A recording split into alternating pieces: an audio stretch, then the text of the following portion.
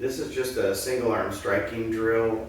Golf is a striking sport, so we don't really need to be hitting golf balls all the time to get better with our movement. Sometimes it's easier just to go ahead and hit something else. So think about other sports like tennis or baseball where I'm hitting something. So what I'm going to do here is I just set this up in my garage just to show that you don't really need a hitting bay for this. I've got a little bag here, smash bag. I've got an old club. I'm going to start this drill by hitting into the bag with the grip end and holding onto the club head end.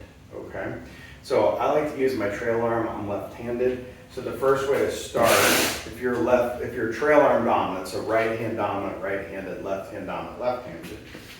A really easy thing to feel is how would I use my hand and wrist to strike this bag?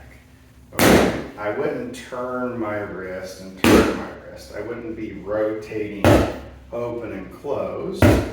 I would just take this wrist and hinge it back and unhinge it. Hinge it, unhinge it. Okay? So from this angle, hinge it, unhinge it. Okay? So it's just a good way to start learning how would I use my hand and wrist for leverage. You can tell I'm not really focusing on like shoulder turn or anything else right now. As you get more advanced, I can really get more shoulder turn and hit. But at first, just what would I do to start striking this bag and how would I use my hand and wrist? That's super important, okay? I think hands and wrists play golf. The body reacts to your hands and wrists, okay? So next thing I would do is, so that hand worked really like what we call extension and flexion. So not really turning. A lot of people think there's a lot of rotation of the hands. There is because of the swing itself, but the hand action is more of a flexion extension, okay? Now the other hand, if I was gonna take something here like a sword in this hand and I was gonna chop something down, like let's say I had a machete and I was cutting long grass, I would turn my hand and arm into what I call the karate chop position. Okay, so I kind of karate chop through, and then afterwards, as I karate chop through, my hand would release over.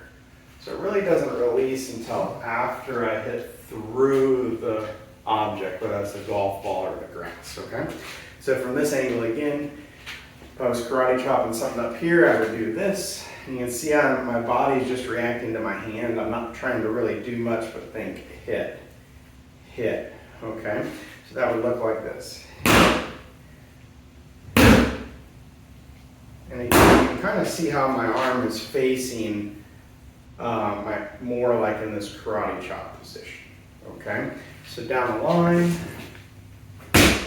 that would look like this. And again, as I get comfortable, I can start really going harder, but maybe at first just think, how would I just get this to hit the same spot on the bag? Now, as you get comfortable with that, what I do is go flip the club right way up, grip way down towards the metal, okay, so it's a little easier. It also allows you to kind of see the grip end release. So as I do the same movement right hand, I can tell that as I get that wrist action, this is lining back up with the middle of where I've released it. Okay, same thing, get that karate chop feel on this hand.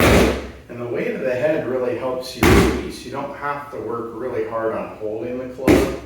The weight kind of helps you time that and know when you should release it, okay? So this is a really good way to just start learning, educating your hands on how to play golf. Once we get used to that, we can go two hands on it. I'm just doing the same feel. How would my hands work to come back and hit the bag? And then my face is square because I've learned how to use each hand independently. And I'm putting those hands on the way I just felt with the single arm. And then it's just that action with the hands and wrist. Okay, so give it a try, let me know how it goes.